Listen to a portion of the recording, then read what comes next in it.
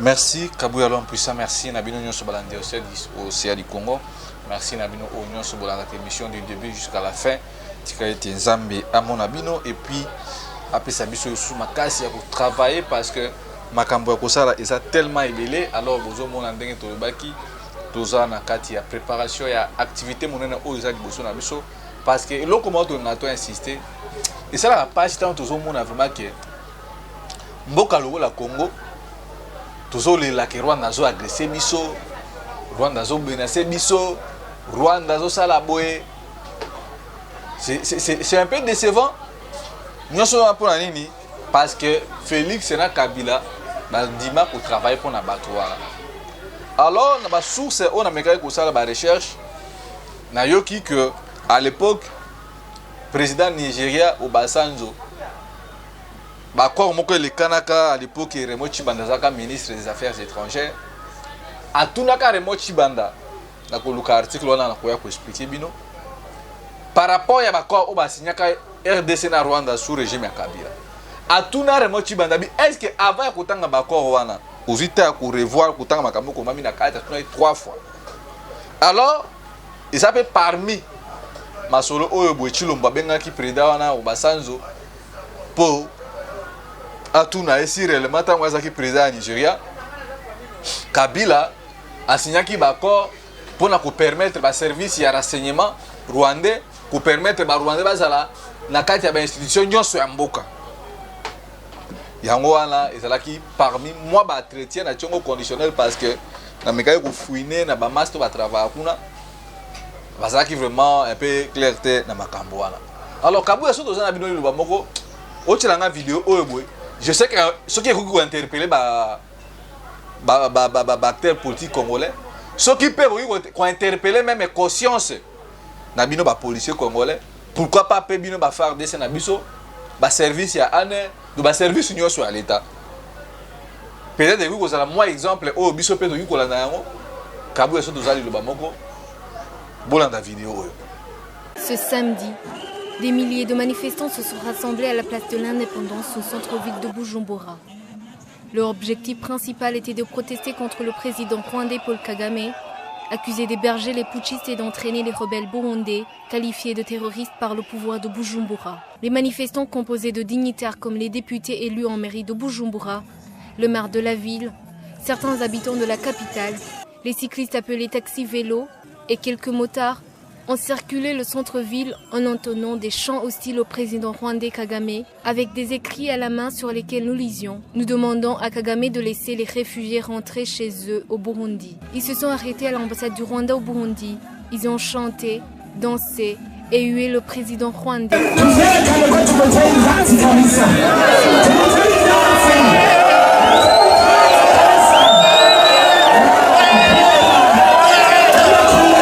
Ils ont continué leur tour en chantant que Kagame est leur ennemi et que ces manifestants savonneront ce numéro 1 rwandais.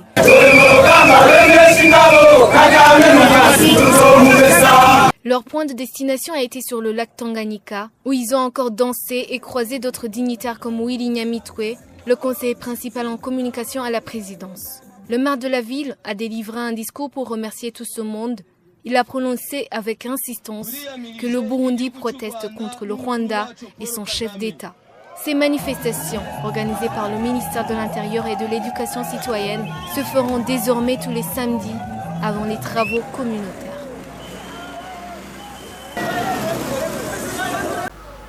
Merci.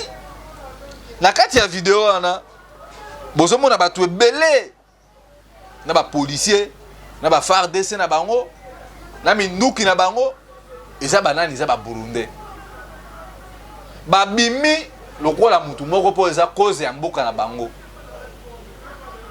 wana umoni ba char de combat ba policier na ba manifestant rwandais et burundais babimi bazo yemba bazo finga Paul Kagame bazo se diriger pour bakene na frontière entre Burundi na Rwanda. Pona nini parce que balobi que Paul Kagame aza criminel. Paul Kagame aza ko héberger ba rebelle burundais na mboka na ye. Mais et pas na biso to biso tozo bima poto kata relation na ba Rwanda bazoboma batuna est mboka na biso lelo bunanga to kende 80e jour yango yeboy mais au moins ba policier na ba soda on est bas na ka ya peuple parce que soki lelo makambo échanger bino peut-être bato liboso boko se retrouver parce que to bunda pour que no makambo échanger salaire vie comme normal ba transport policier tika ko diembela na mutuka exemple obino ba policier na biso boko landa bota la vidéo wana bolanda mission oyeboy parce que c'est anormal. Burundi ça mais pas na munene lokola Équateur. Mais batu wana baza déterminé bangona ba Rwanda kutu bayoka na ate. Tout ça pour interpeller conscience na bino ba policier congolais bolanda exemple ba Burundi. Tant bazo télé mais la polo quand même ils savent quelque chose batu oyebo. Et ça peut ndenge moko lokola biso ba Bruno Mimbenga tant to sensibiliser bilenge tozo bima mais olie bino boya.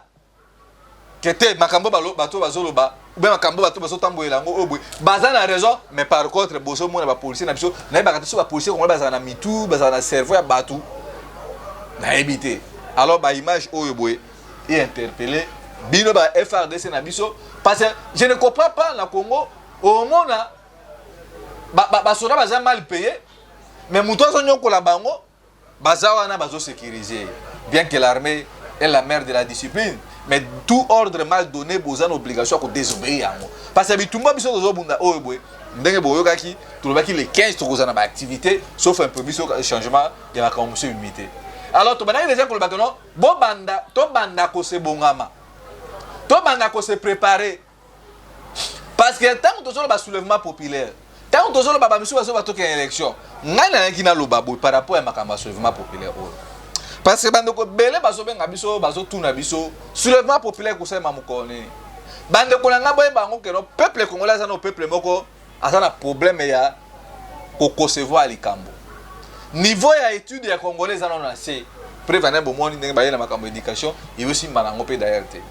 Donc bozo mona de fait que tozo travailler peuple congolais tout ça pour sensibiliser la banque des activités de Zobimana et ça une manière pour interpeller conscience à jeunes congolais il y a quoi interpeller ba maman na biso ba papa ba congolais dans l'assemblée parce que tant biso to Zobima to Zobi ça ba ngoni ennemi na biso za Rwanda des ennemis na biso za ba impérialiste ennemi na biso za Félix Tshisekedi na ba Kabila ya ngona siko boy tant le peuple congolais to Zobi ça to zo talisa to zo pesa mayele pour que non mutuana à comprendre que non ennemi nanga liboso za Rwanda ennemi nanga monsieur za Félix parce que azo travailler pour na batona mutu anta ko comprendre importance du soulèvement tant occasion comme on a vous allez voir déjà que batouana ba ko hésiter te ba ko bima massivement et ça le quoi tozo chauffer peuple tozo chauffer mai océan pèse dans la chauffeuse à mukono moko te za ko la peuple congolais ya ngo ko biso ko tozo travailler na ba action tozo sala wana et ça juste tozo lukali dusu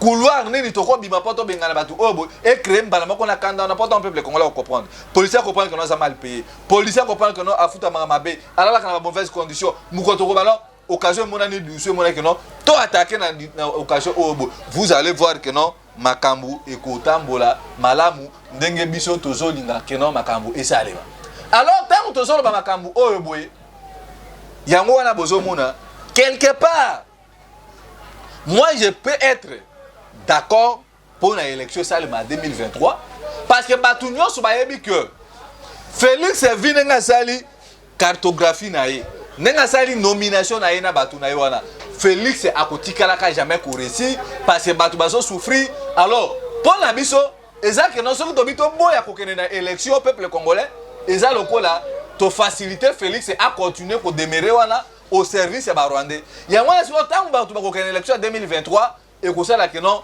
Félix a koluka a triché d'où et que ça la paix dibusu occasion pour na biso pour na profiter malama ko na ndenge ya Chivundu pour na ko libérer boka na biso mais problème est mosu pezali parce que donner un problème à Belite tant que tu profiter peut-être dans la élection de Zaki na Côte d'Ivoire ndenge na ba pays nyoso o ba sala révolution soulèvement populaire nani sikoyo boto ko tia président pour diriger biso problème mosu pezali ya mwana soulèvement oui. Mais quel genre d'élite au bout de Dimакenoto pour notre cher Moutouana? Il y a un besoin de Keno, Biso Babrino, Toza Kobeng Sabino peuple congolais, Toko permettre Félix c'était que non, Toko une élection, non, on Toko accompagner Félix c'était contre mille.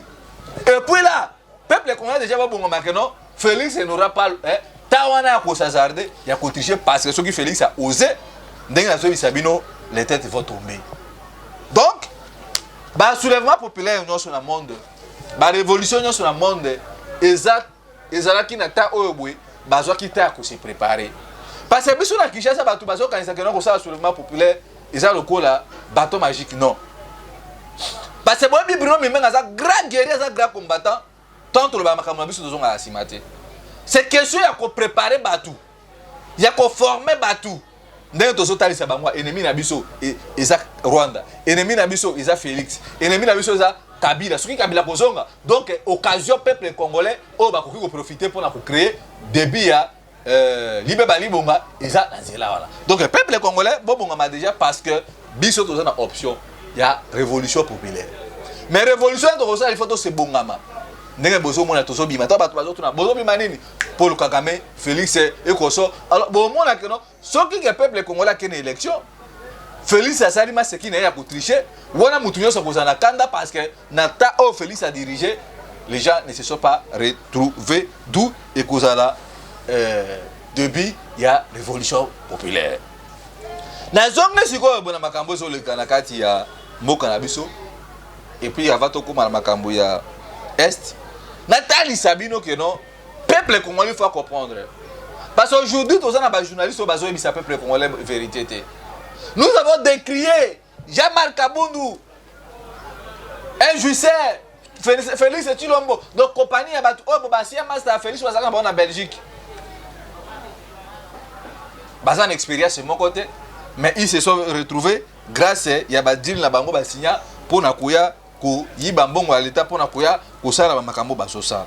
Bon, à l'autre fois que Mbata, au premier vice-président de l'Assemblée nationale, a touché comme un monument salaire na ya $200,000 américains. Et puis en dehors on a un salaire à $55,000 américains na makambo etali fond de force secret de recherche secret mo to yebi nini to yebi te kai mo kwa yebi. Et puis en dehors ya wana na primature parce que ndenge sa malukonda zala wana bande konanga ba kongomani ba botola sa malukonde signature tout se passe à la présidence na ba ndeko ya Félix Tshisekedi. Alors, vu le quoi la sama lukonde, aza na signature te, aso battre la poste na e pour batona ba travailler pour l'intérêt du peuple congolais te, apé saka $500,000 américains pa mbata pour na ko gérer ba esprit ya batu oyobwe ba lukaka ko se rebeller na kati ya assemblée nationale. Alors, na kati ya assemblée nationale wana, déjà mbata touche $855,000. Mbosso a touché à $3 millions américains par mois.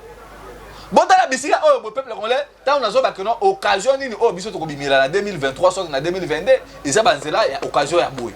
Qu'est-ce que Mbosso fait réellement pour mériter $3,000 américains?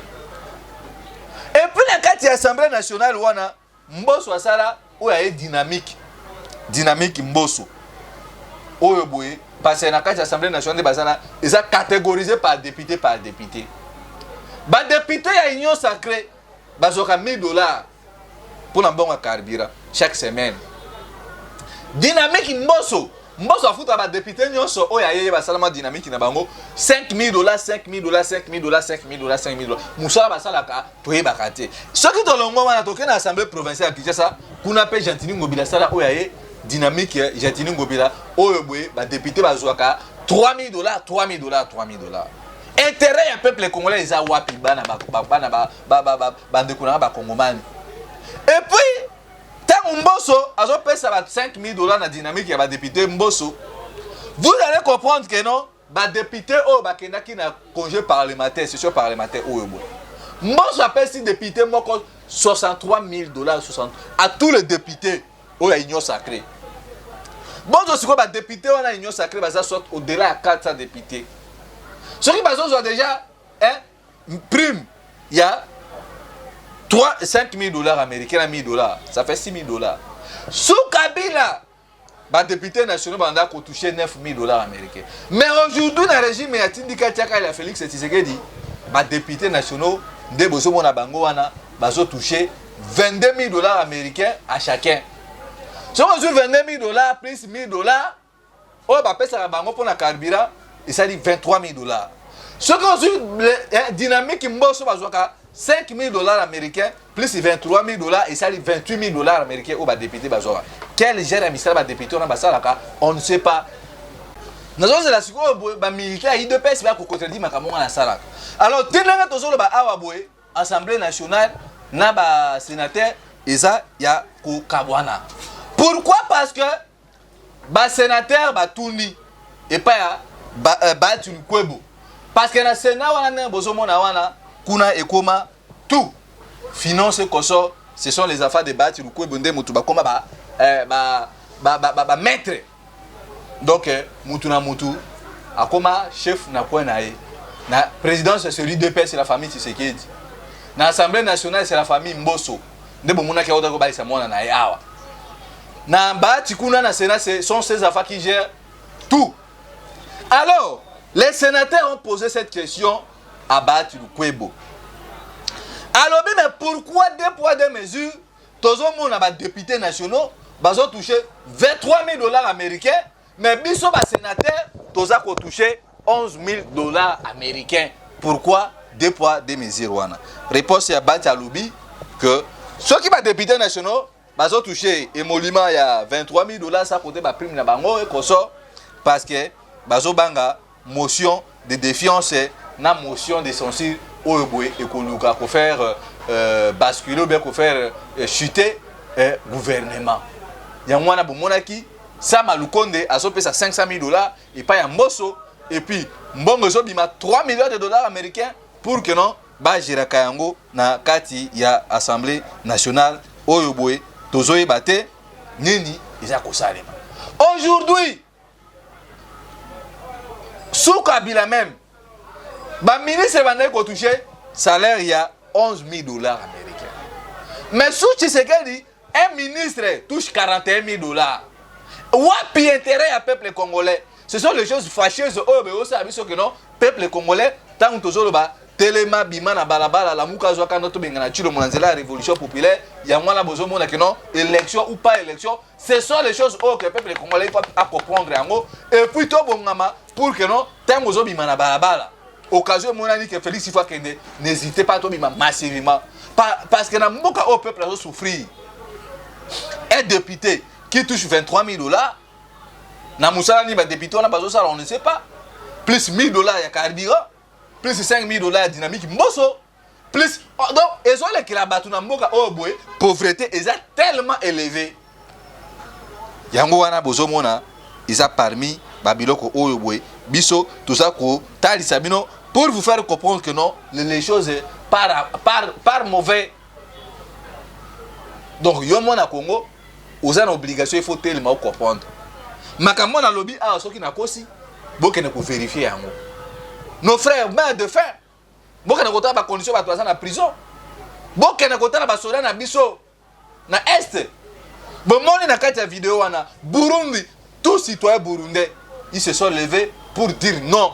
L'ennemi de Burundi c'est le Rwanda. Mais chez nous, si on parle de Rwanda, bozomona ndenge Félix Azako s'interposer. Donc c'est facile à comprendre. Il y a qu'à comprendre que non, l'ennemi des Congolais c'est Félix. Parce que Félix travaille au profit des Rwandais. Donc, ce que ça n'a pas été fait, Congolais toki ko bengana, eza Félix Tshisekedi na régime na union so oboy, ya occupant oboy, basa ko ça là pour que non makambu et que ne mabe. Ya on a toujours senga même. Ce que botali makambo so le kana kwa mutu na idiofa. Vous allez comprendre que non, c'est le régionalisme qui bat s'opler. Mboke so kana na ko kabwana. Ya on toujours senga na ba autorité.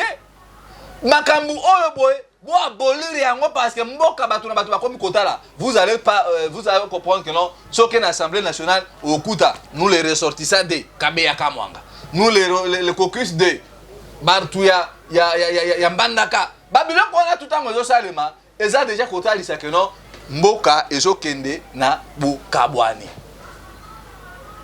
Pourquoi tout ça quand on écoute non les ressortissants de Denis Kambai Bakasaye. Nyonso wana Félix Mutoye biso tribalisme na kati ya mboka. Pona nini erreur ça même qui na régime ya Kabila, bandima o kabola mboka na 26 provinces aujourd'hui regardez bisika mboka zokende.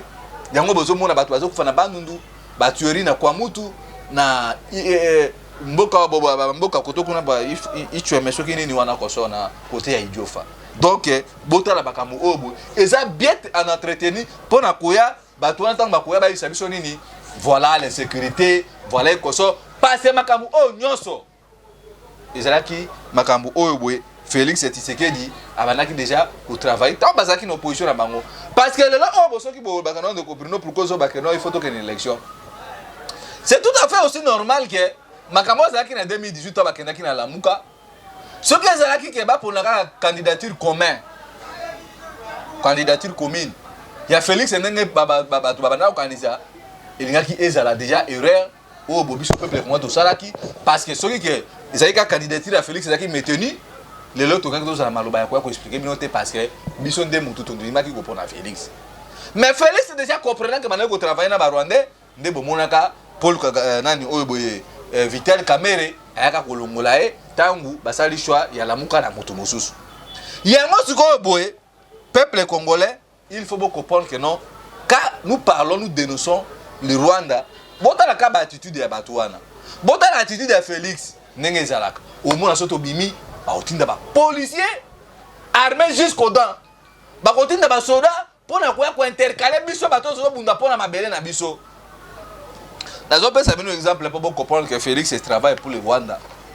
Boyebi mboka oyo boye Maroc. Et ça un conflit qui se pose entre Maroc na Sahel.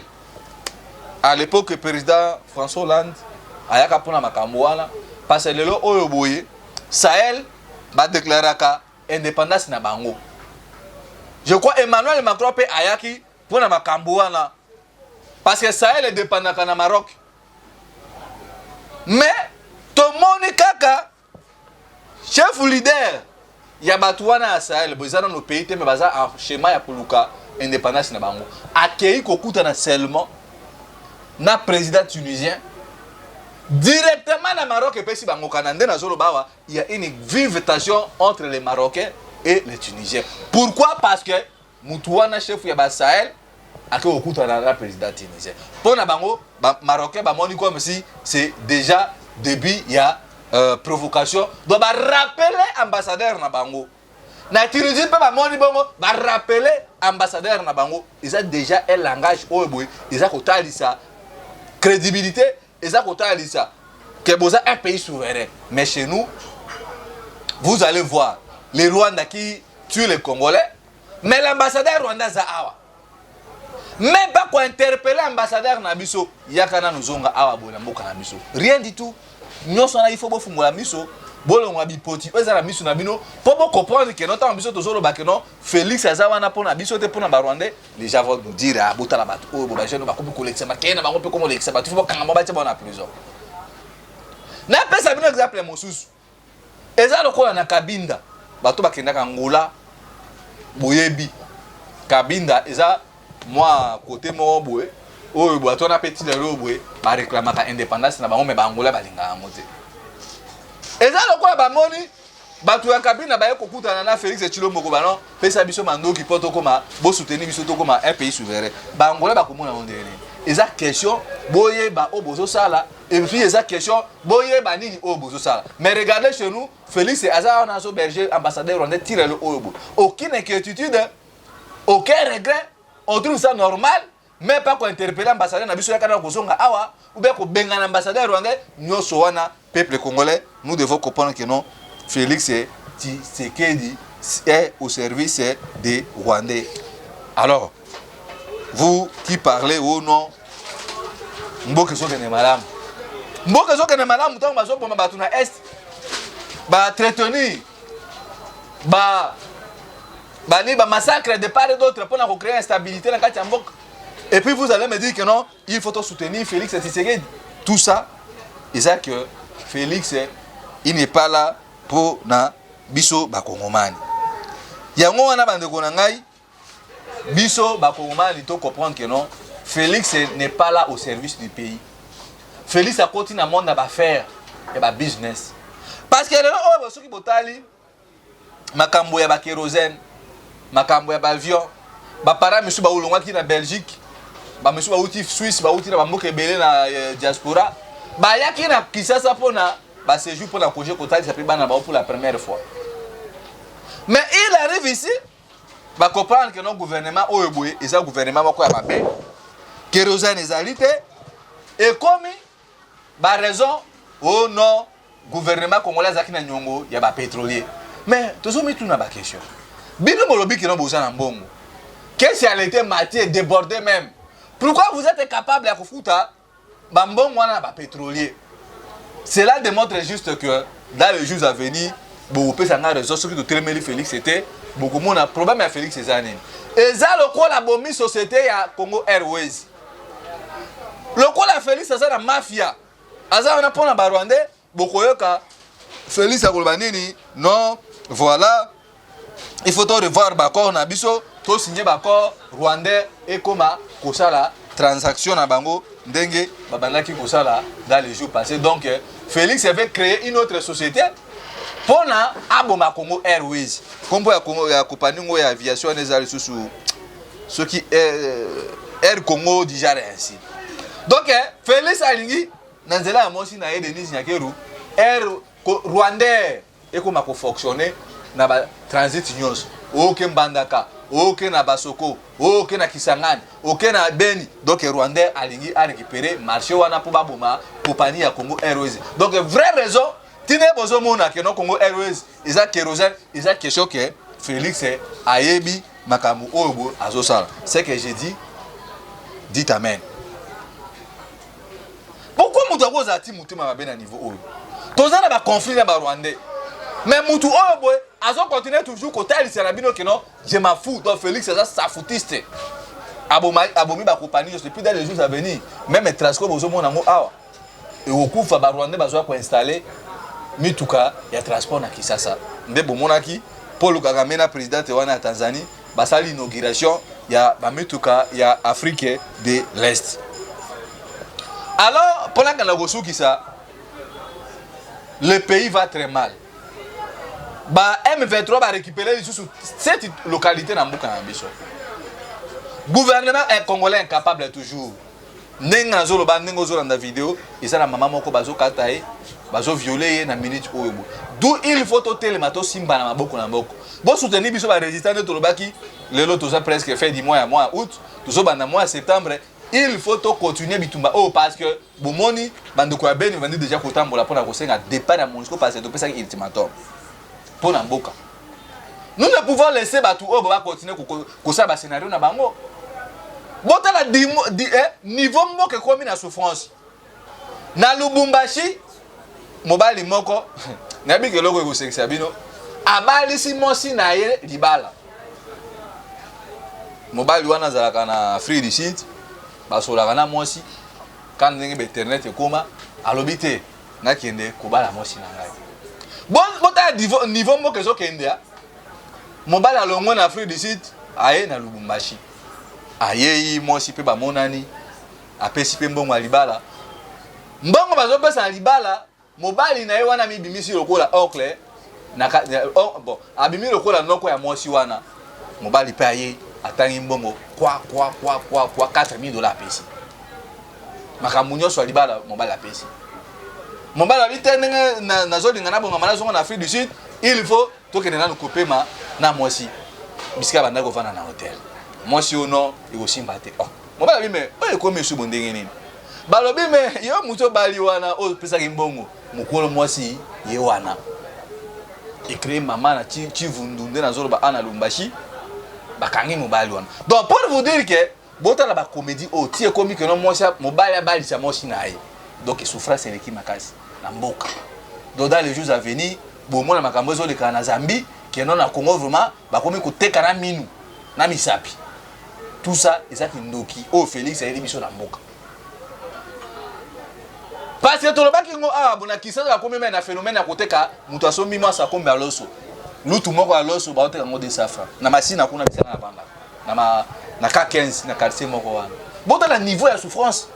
Alors tant que tozo inciter bino ya babiloko oyo bon pas pour inciter tozo tela misa bino ya makambu oyo boy pour pas comprendre que no tant que tozo pesa bino mot d'ordre que élection to permettre que notre bo élection parce que ceux qui to bo élection to pesa Félix ba beki Félix a causé raison, Bouta la Naza qui a bonne volonté, il a organisé l'élection, mais bon, bah, donc, Bisoto qui est comme ça, Félix dans l'élection, total la seconde, Djelani Félix a triché.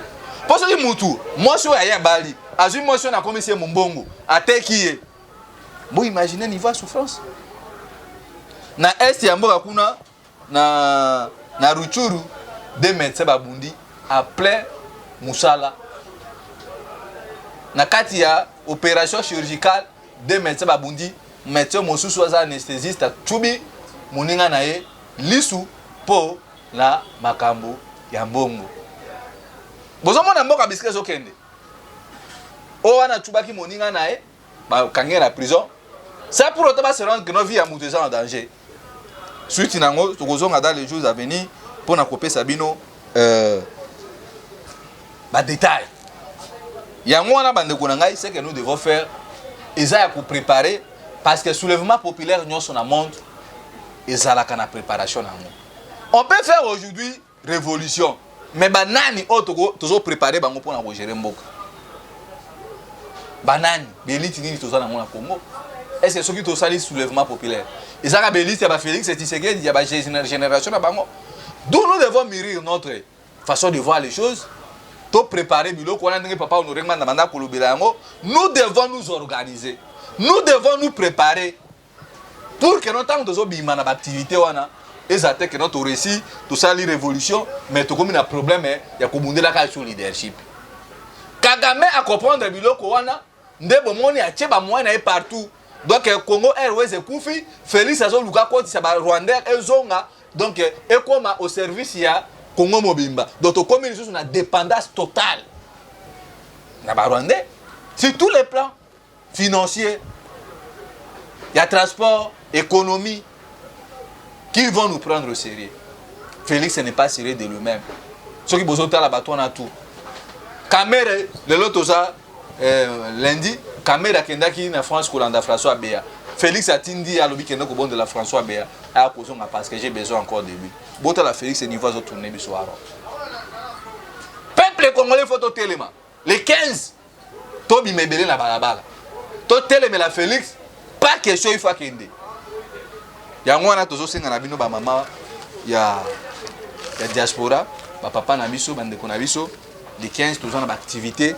Il y a Monisco qui a départ vidéo bomoni wana na tie yango pour na kotali sabino que nos policiers congolais bon un exemple baninga na bino quand il s'agit du pays il faut boza la côté à peuple parce que injustice oh bozo mona oh Félix azana te pour na bino ba policiers a kopesa ka bino solution ata mukolo moko te yango na sengi na bino bo soutenir biso na moi sachet à mai ce qui peut moni koza na mutuka na yo ezala na Kinshasa ça ka transport. Pour na bino ngala za na makokite mena chez mutuka wana pour na bino ba résistant nde bozo kene na Monisco na ville la Gombe sima soza comme bozo mutuka wana bo mata bo kende aller retour bozo ngisa bana wana o peso ko monike o ballon de ngala so mbeli bino moi mai pour que bana na bobima bilenge wana bobima na bango bozo la motiver ndenge mo ipe elanga déjà zongi a na Kinshasa sunga biso ba résistant pour tozo bunda bitumba pona mboka. Vous avez vu ministre, député, ministre intérieur a initié marche un ministre au pouvoir pour na Rwandais. Est-ce que na Congo ba ministre na biso ba kosa la ngo?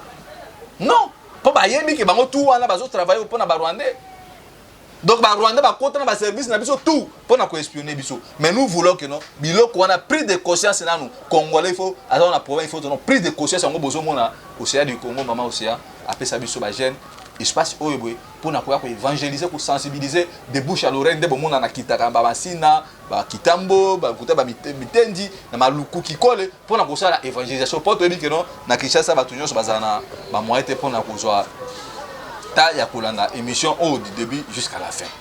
Et on a 5 na bino ba maman ba papa bande ko nyoso diaspora uzana $5 na yo $2 $3 soutenir biso parce que les 15 mois ils ont mis makasi na Kinshasa il faut biso eloko to bandaki yango soki to kati na balabala bato bakoseka biso bakomona kwa msike non ba jeune wana ba yebi eloko bazo sala te yango na sengi na bino dès tozalaki l'autre fois na Monisco tozalaki une affaire ba 400 déjà mais cette fois-ci to linga to komata 1500 bet 3000 pourquoi pas au-delà mais bozomona que non bato biso bavanda mama luku basina jili bumbu kisenso banga moyo moyo to kutana biso na bango so kuna ezarate yango bomona to bana bo soutenir biso to chebis mi balé na matete mosusu na lemba mosusu koto kuna monga fula na baroin po wana ke soki oza oye nde to benganaka bato abo to kutani na activité wana yango wana numéro ezali plus 243 81 73 11 702 plus